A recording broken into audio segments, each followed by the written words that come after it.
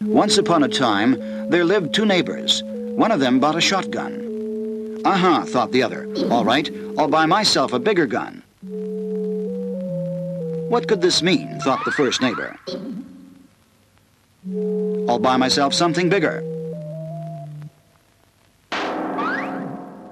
By the end of the 1960s, the Soviet Union seemed likely to match America's nuclear arsenal. The two superpowers faced a choice: slow down their competition, the process that would be called Detente, or continue an arms race that could end in all-out war.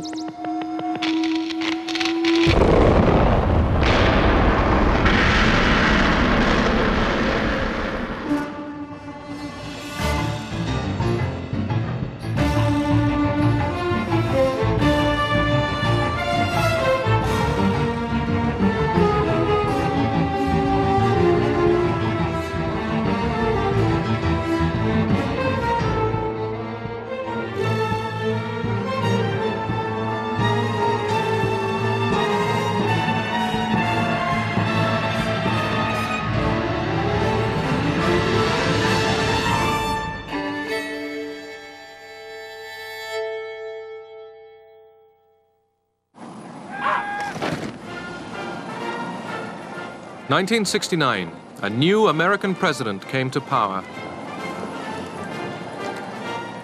Richard Nixon had new ideas about how to make the Cold War less dangerous. He was ready to accept the Soviet Union as America's nuclear equal. When President Nixon came into office, the conventional wisdom of all the media and the people who thought of themselves as intellectuals was that he was a warmonger and that they had to moderate him, and we were under enormous pressure to start negotiations on trade, on salt, on a whole complex of things. This was not a foreign policy politician, particularly in his early years. He had gained notoriety and power, as you know, on the wave of the Great Red Scare, the great McCarthy period in American politics. He also knew, and this was very important, the bureaucracy. He knew that often the most difficult belligerent powers with which he had to deal were not the Soviet Union or China, but the Department of State, the Central Intelligence Agency, the Pentagon, the Department of Defense, those belligerents arrayed along the Potomac.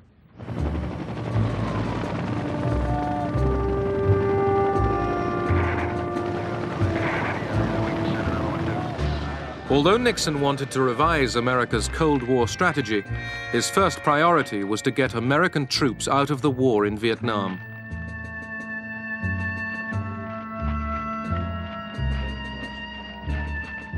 By 1969, this war had cost the lives of 30,000 GIs, and there was still no end.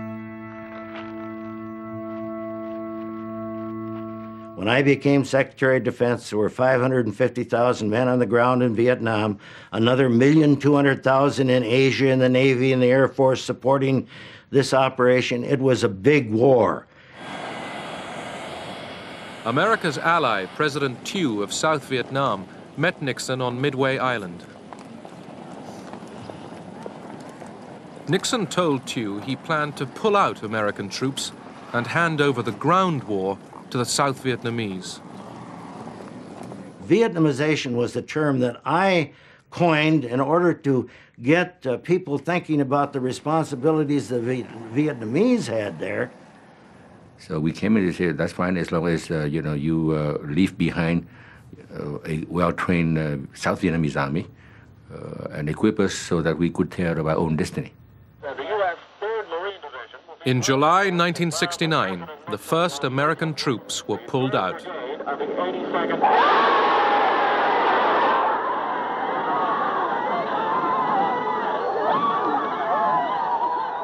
Both Nixon and Kissinger knew what it was doing to our society, the controversy, the distractions, the financial cost, the terrible human toll in terms of lives lost and wounded, not only of Americans, but Vietnamese and others, and also the distractions from other foreign policy initiatives. It's one reason that Nixon and Kissinger wanted to open up with China and to improve relations with Russia, partly to try to bring pressure on the Vietnamese to negotiate a settlement, partly to show a dramatic forward movement of our foreign policy that we were not crippled and paralyzed by the Vietnam War. Hanoi had put on its own pressure with an offensive in the south. American generals proposed bombing North Vietnam's bases in neutral Cambodia.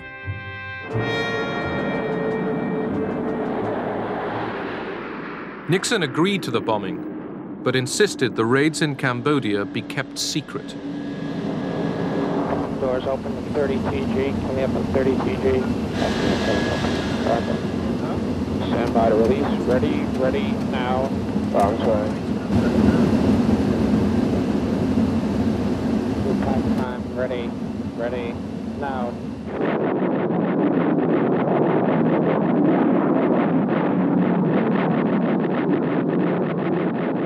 I was all for bombing the sanctuaries in Cambodia, but I could not tell the President of the United States, the Secretary of State, or the National Security Advisor, Henry Kissinger, that I could keep it secret. And I thought it would be a very bad thing if that came out at a later time. And I knew it would, because we had 12,000 people that had all that information, and you just can't keep secrets. Laird was right. Anti-war demonstrators protested.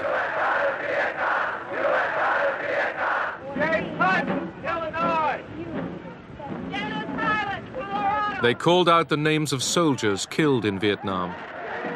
Richard Nixon could look out the window of the White House and see a mob of people marching in the street, protesting the war in Vietnam, for instance. He could take a 3x5 card out of his pocket and take a look.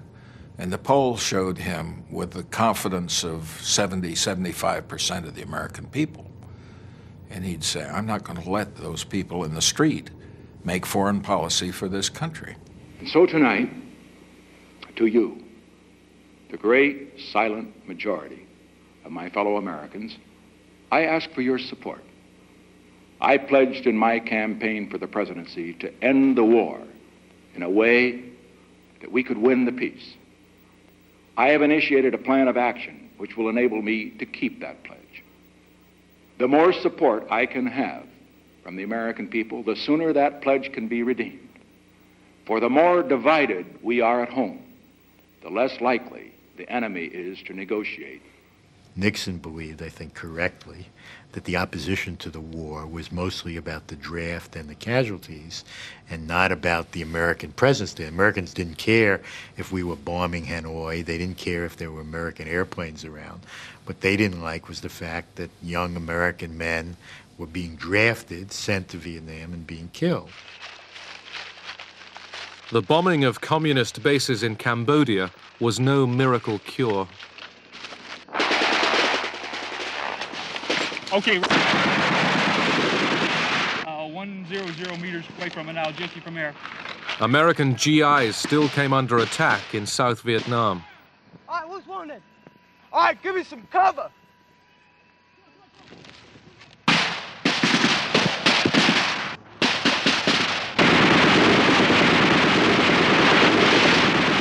Can you move them? Okay, try to bring them back here. Remember to stop the bleeding. You gotta stop.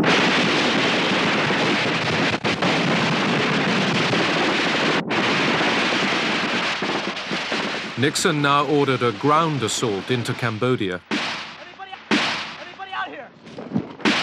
Do you feel the people are united behind you, Mr. President? As far as the people are concerned, I have no judgment on that. All that I can say is that I know that I did what I believed was right, and in what really matters is, as far as the people are concerned, is whether it comes out right. If it comes out right, that's what really matters.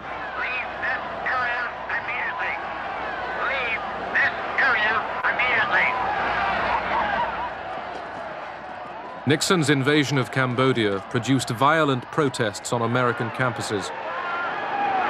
Ready position.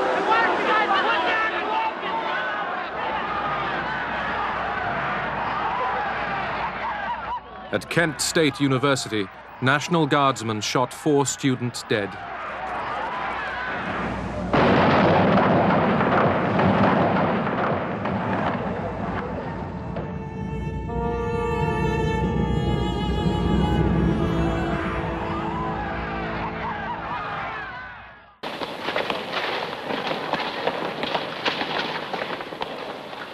Every year, in the early spring and late autumn, the Soviet Army gets its new recruits.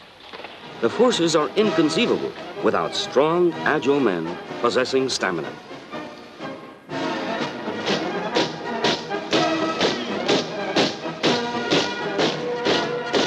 These are fighting men.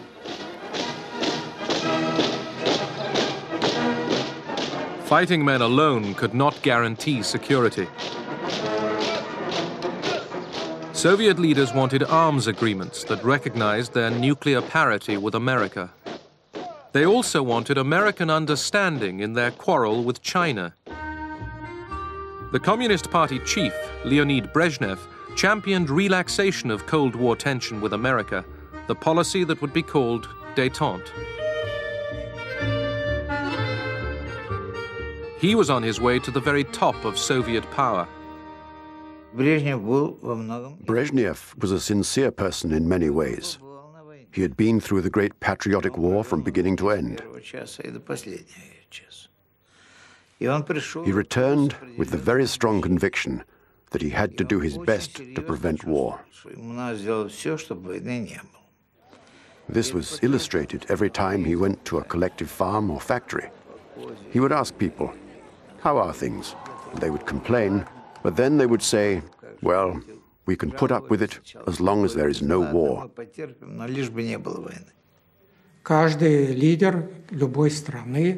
Every leader in any country has the need to express his character and to leave his mark in history.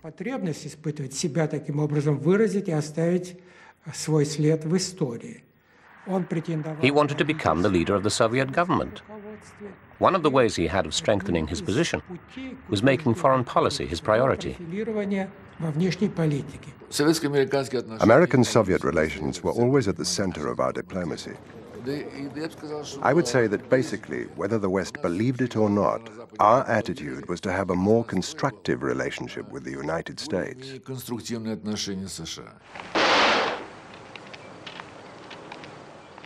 In Europe, the Cold War showed itself most painfully in the Iron Curtain that divided the two Germanys.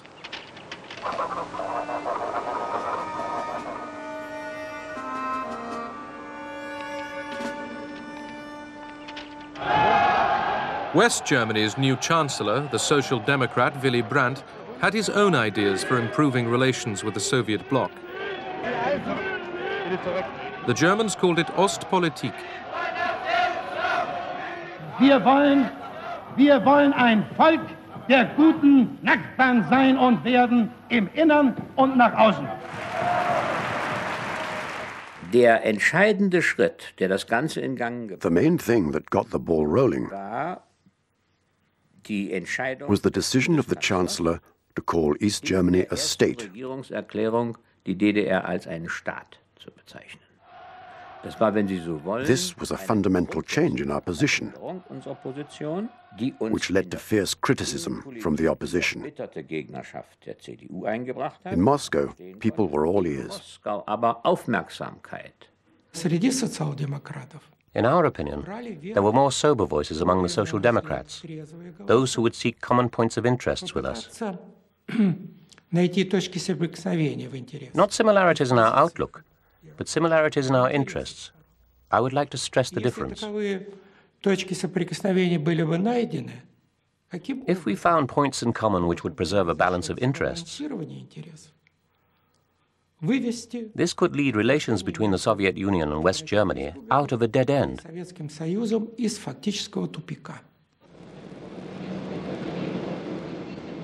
Willy Brandt became the first West German chancellor to visit East Germany.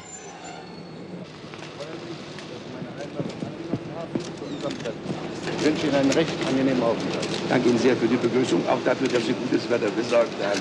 Daran soll es nicht liegen. Danke sehr. Brandt's visit was a triumph. To ordinary East Germans, he seemed to bring hope of change. But the Americans were worried. My first reaction to Ostpolitik was concern that it would lead to German nationalism, that if Germany operated on its own vis-à-vis the East, it would emphasize its own national concerns, if not immediately, then over a period of time. Das Echo auf das, was wir uns vorgestellt haben. The response we got from Nixon and Kissinger was one of doubt and suspicion. Skepsis war Misstrauen. Had we thought about everything? I had informed Kissinger shortly before we got into office what we planned to do. He asked a lot of questions. Und hat viele Fragen gestellt. We reached the point where I said, I am not here to consult, but to inform. Zu konsultieren, sondern zu informieren. Das war ein Ton, This was a tone unheard of in Washington. Noch nicht gehört hatte. While the danger we feared was real, the best way to avert it was not to fight it and then be accused of being the cause of permanent German partition, but rather to help guide it in a direction that was compatible with Allied policy. And so we established another back channel to Brandt through his associate Egon Bahr, and to the Soviets via Dobrinin and Falin. And we insisted that before anything could be concluded with respect to Germany, absolute assurances had to exist with respect to our position in Berlin. Brandt's next destination was Moscow. He hoped to remove Russia's fear of its old German enemy. Brandt was willing to recognize Europe's post-war borders and the division between East and West. Der Moskauer Vertrag war natürlich The Moscow Accords were the key to our bilateral treaty system with the East. Vertragssystems zum Osten. The Federal Republic ceased being an excuse for the Soviet Union to keep the Eastern Bloc in line.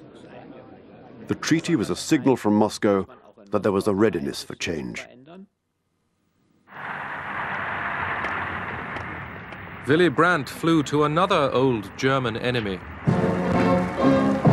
In dem Wunsch, durch einen Vertrag dauerhafte Grundlagen für ein friedliches Zusammenleben zwischen der Bundesrepublik Deutschland und Polen zu schaffen, reisten Bundeskanzler Brandt und Außenminister Scheel nach Warschau.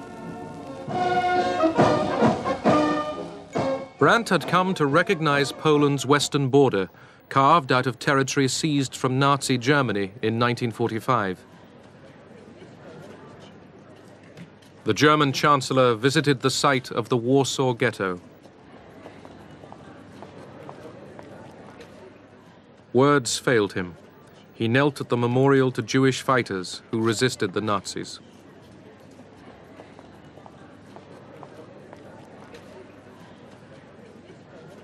Brandt war, wenn Sie so wollen, ein Glücksfall. Brandt was a stroke of luck for German history. For the Americans, he symbolized reliability. He had proved himself the defender of Berlin against the menace of the East. And for the East, he was a resistance fighter against the Nazis, without any doubt. Nazis eben unbezweifelbar gewesen ist.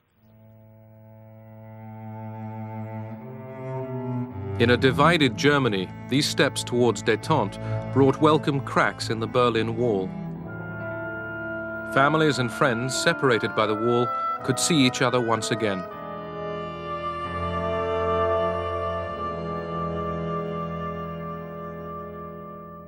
Okay, fine, we'll call you later. The architects of America's new approach to the Cold War were Richard Nixon and his national security advisor, Henry Kissinger.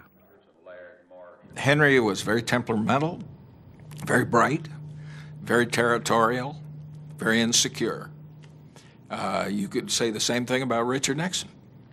And they complemented one another a lot of the time. At the same time, they were rivals. They fought with one another. They fought not with one another, but behind one another's backs. They were devious. the embassies, so basically what is happening... The two men preferred to work in secret. Through back channels, they set up summit meetings in Beijing and Moscow. Well, we have a variety of independent sources also. Yeah, I know. None of them reliable. None of them totally reliable. That's right. Nixon and Kissinger wanted the summits in China and the Soviet Union to help America get out of Vietnam. They also hoped to bring China into their diplomatic game.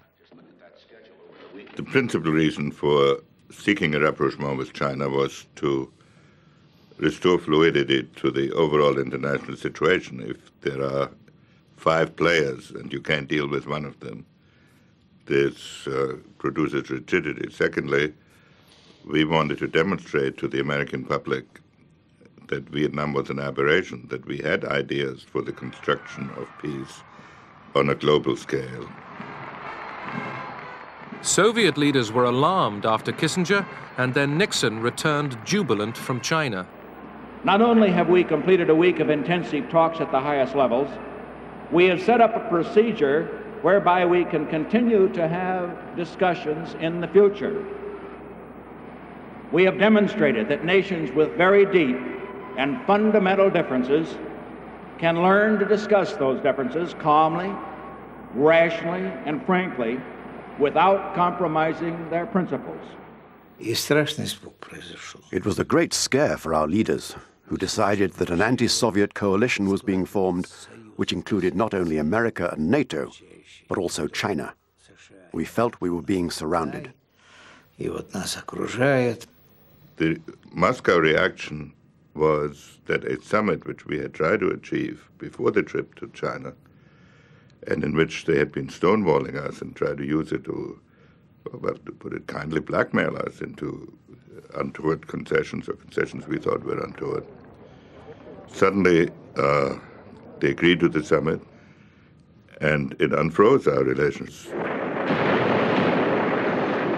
In March 1972, North Vietnam launched a new offensive in the south. Nixon responded with more air attacks.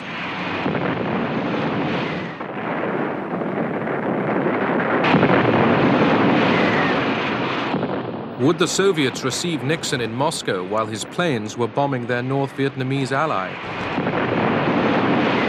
The general debate that took place in the White House Situation Room, and I was in many of these, was which is more important, the Vietnam front or the Moscow front? And Nixon was the only important person that I can recall who said we can have both.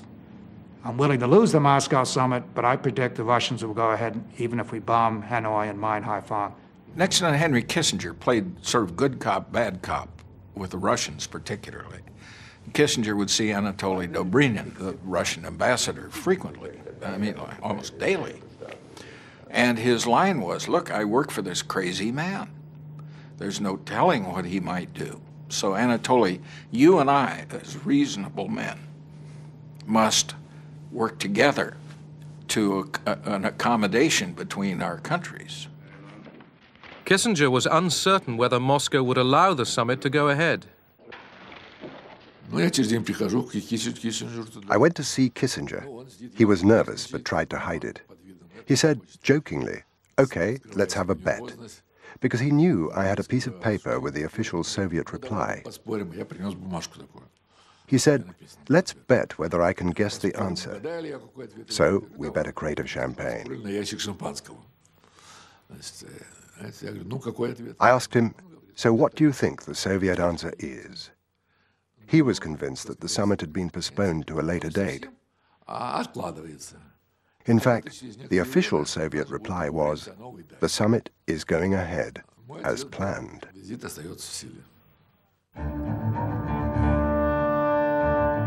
May 22nd, 1972. Richard Nixon became the first serving American president to be received in the Kremlin. The summit reached agreements to limit offensive and defensive nuclear weapons, and it laid the foundation of Detente. For Brezhnev and Nixon, this was the most dramatic proof yet of the new relationship between their two countries. But first, the Soviets had to make their point on Vietnam. President Nixon, Dr. Kissinger, myself, and one other officer, 4 of us, went out to Brezhnev's country dacha. And there we saw Brezhnev, Kosygin, Podgorny, and the National Security Advisor on their side, 4 and 4. We sat for 3 hours in a dacha in which each of the Russian leaders took an hour to blast the United States for its Vietnam policy, absolutely attacking Nixon and the United States. Nixon knew what they were doing, namely they were writing a transcript to send to Hanoi. So he listened patiently, didn't get overly argumentative, basically just took it. After 3.5 hours of the Soviet diatribe, sort of a tag team match among the Soviet leaders, we then went upstairs for dinner, and the entire mood changed. Brezhnev broke out the vodka. There was singing and jokes and toasts. And then later that evening, Kissinger went back, I believe with Gromyko, and did some more negotiating on arms control. The atmosphere was very good, even friendly. We were quite aggressive in view of Nixon's actions on Vietnam, but we made sure it didn't overshadow the summit, because the issues that Nixon was going to raise had already been agreed through the confidential channel. These were very important nuclear issues. All the members of the Politburo knew that the text of the treaty had already been agreed. Nixon knew that too from Kissinger. So, if we gave in to our emotions, we would ruin everything that had already been achieved. The President of the United States. The American Congress gave Nixon a hero's welcome.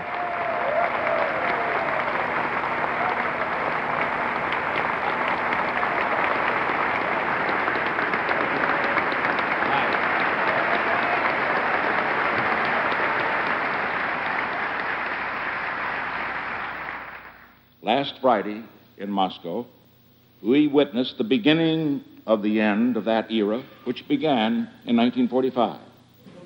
We took the first step toward a new era of mutually agreed restraint and arms limitation between the two principal nuclear powers. With this step, we have enhanced the security of both nations. We have begun to check the wasteful and dangerous spiral of nuclear arms, which has dominated relations between our two countries for a generation. We have begun to reduce the level of fear by reducing the causes of fear for our two peoples and for all peoples in the world. 2 weeks after Nixon's return from Moscow, 5 men working for his re-election campaign were arrested for breaking into the Washington headquarters of the Democratic Party. It was the start of a major scandal, Watergate.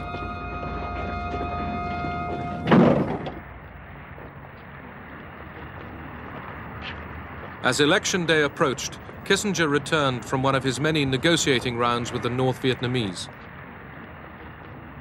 He told Nixon he at last had a deal on Vietnam.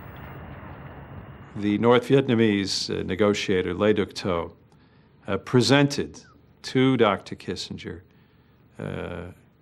a draft agreement on restoring peace and ending the war in Vietnam. And the first thing he said when he presented that document to Dr. Kissinger was, "You are in a hurry, are you not?" And I recall Dr. Kissinger nodding affirmatively when Le Duc Tho made that statement. We knew that Kissinger had met with the North Vietnamese side in Paris on October 9. So when he came on October 19 and gave us the text in English, mind you, and he asked us, he said, well, we got 4 days to sign. And of course, we politely said, well, you know, this is the first time we have been given this text, so we would like to have time to study it. But by the way, you know, where is the Vietnamese text? When I see the widows, the orphans, when I see so many tombs, so many sacrifices for the freedom and liberty of Vietnam, I reaffirm again that the whole people of South Vietnam will resist again any peace which demand the rendition of South Vietnam and which will give the South Vietnam to the communist aggressors. I have great sympathy for Thieu. And at the same time, I have great sympathy for our problem. We faced 65 congressional resolutions in the year 1972 alone that were urging unilateral withdrawal from Vietnam. And Mr. Kissinger said, well, if you sign this, we're going to bring peace, and we'll be, South Vietnam will be developed, people will be happy, at which President Thieu said, listen, we have the interest and the future of our country. We are not looking for Nobel Prize. South Vietnam refused to sign. With his deal facing collapse, Kissinger hastily reassured Hanoi America still wanted an agreement. We believe that peace is at hand. We believe that an agreement is within sight. It is inevitable that in a war of such complexity, that there should be occasional difficulties in reaching a final solution. This latest setback in the Vietnam peace talks did not damage Nixon. He was easily re-elected for a second term. Back in Paris, Kissinger had to put Thieu's objections to the North Vietnamese. How do I get out of here? We thought you weren't having a meeting today, sir. Well, do something surprising. It's getting to be difficult to have a secret rendezvous in Paris. It certainly is. Will you be meeting again tomorrow, sir? We expect to, yes. One day we were on the verge of finalizing the text. The next day there were suddenly 10 or 12 different issues that popped up and were unresolved. And then Le Duc Tho said that he had to go back to Hanoi for consultations. Le Duc Tho left Paris and the talks broke down. Nixon ordered air raids on North Vietnam, hoping to bludgeon Hanoi into agreement and at the same time bolster the South.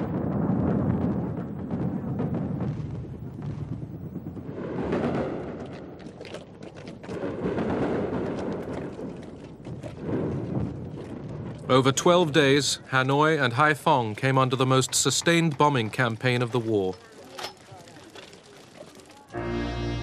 The bombing served its purpose. North and South Vietnam were ready to agree to the deal that Kissinger put together.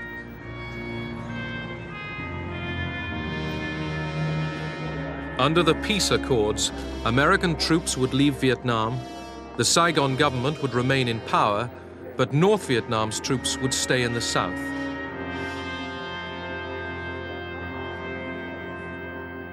Nixon called it peace with honor. It so happened that with Mr. Kissinger, who had wanted to play the triangular, to do the detente, and Vietnam had to go in order for detente to happen. So this is my own analysis, and then that, unfortunately, was not very good for the South Vietnamese people. Good evening. The biggest White House scandal in a century, the Watergate scandal, broke wide open today. The Attorney General, Richard Kleindienst, has resigned because, in his own words, he had close personal and professional associations with people who may have broken the law. The two closest men to the president, H.R. Haldeman, his chief of staff, and John Ehrlichman, his chief domestic advisor, have resigned. Last week, both men were fighting hard to keep their jobs. We had a great staff system in the White House for dealing with crises. We didn't apply that system to Watergate. I think part of the reason was we didn't consider it a crisis. It was a very small potatoes episode. I had no prior knowledge of the Watergate break-in. I neither took part in nor knew about any of the subsequent cover-up activities. I neither authorized nor encouraged subordinates to engage in illegal or improper campaign tactics. That was, and that is, the simple truth. Regardless of Watergate, the process of détente continued. Brezhnev came to America for a second summit with Nixon. In California, the Soviet leader partied with Hollywood film stars.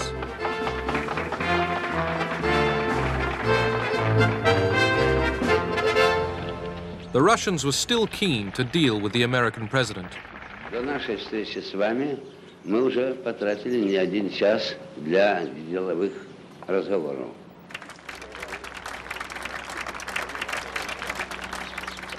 Goodbye.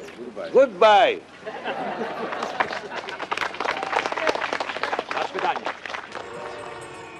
In spite of Nixon's denial of guilt over Watergate, he was accused of obstructing justice and faced impeachment by Congress. In August 1974, Richard Nixon, the man who took America into détente, gave up the fight and resigned.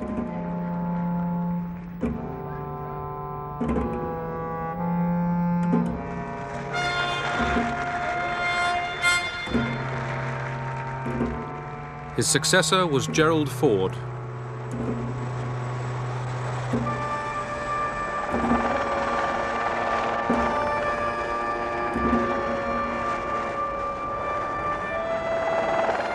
The Soviet leadership was astonished by Nixon's downfall. They thought, how could the most powerful person in the United States, the most important person in the world, be legally forced to step down for stealing some silly documents? It was so contrary to the mentality of the Soviet leaders that a person in such a senior position could be removed by legal means. They simply couldn't understand it.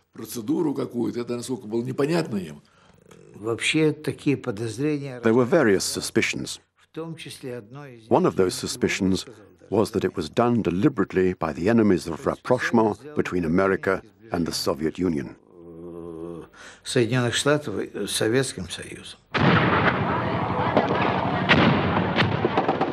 In Vietnam, the 1973 peace accords had not stopped the fighting. By April 1975, South Vietnamese troops were struggling to defend Saigon against Hanoi's final offensive. They could expect little help from the Americans. The Congress of the United States refused to supply the kind of military assistance that was necessary to keep the South Vietnamese military forces strong. South Vietnamese who had fought and worked alongside the Americans against the communists besieged the U.S. Embassy.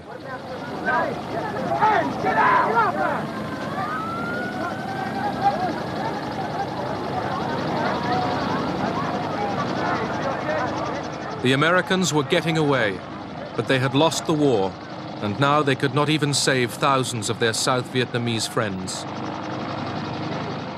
The American experience in Vietnam, and particularly my own, had been like a B-52 strike from 60,000 feet up. Oh, we'd done a lot of damage.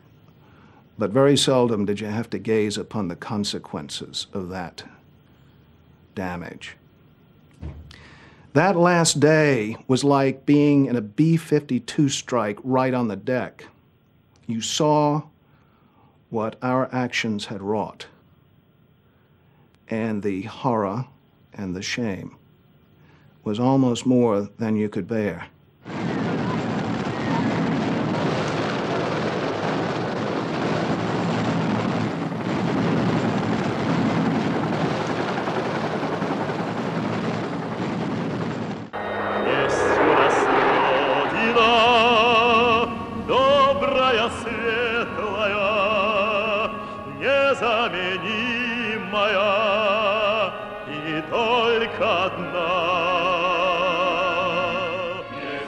The Soviet Union proclaimed itself confident. It believed it was a superpower equal to America and boasted history was on its side. This rosy view ignored one problem. The treatment of Soviet dissidents like the writer Alexander Solzhenitsyn threatened to derail Detente.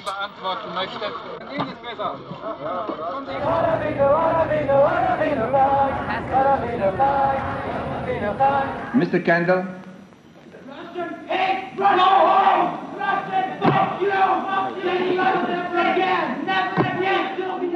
American passions flared over restrictions on the emigration of Soviet Jews. The questions of Jewish emigration from the Soviet Union and of human rights were a very strong irritant.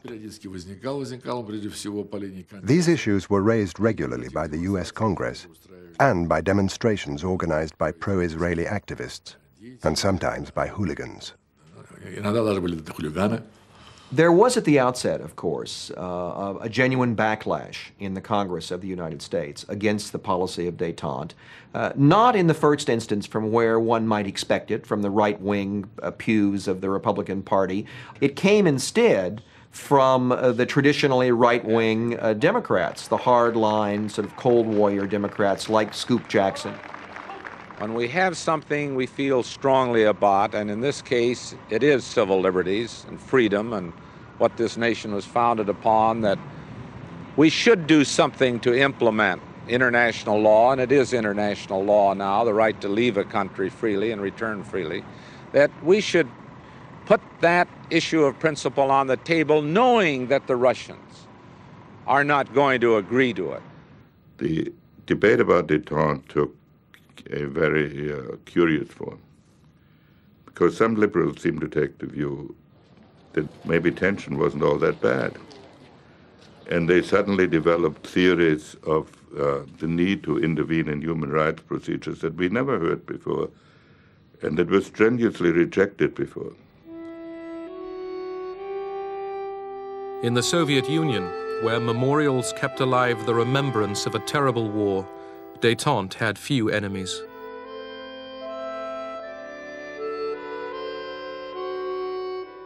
Soviet leaders hoped to guarantee their country's status and security with a treaty to be signed in Helsinki, which would recognize the post-war division of Europe.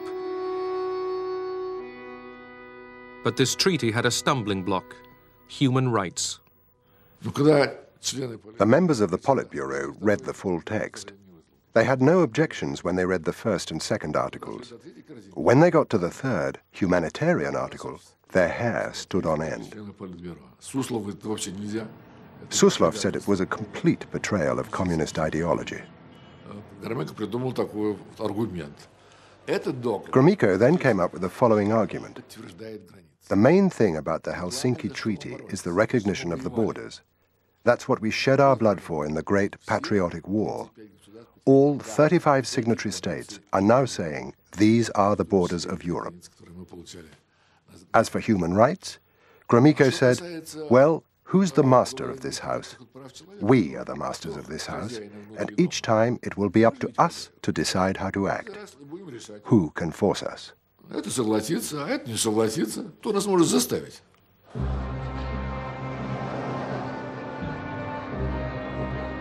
After overcoming the doubts of his colleagues, Brezhnev arrived in Helsinki, keen to cut a figure among leaders from East and West.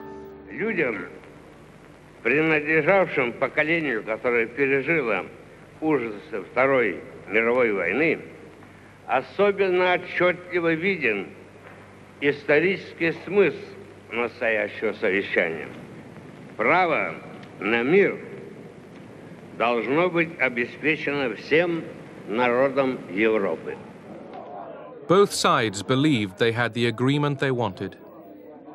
The Soviet Union and the Warsaw Pact nations did not recognize that the human rights provision was a time bomb.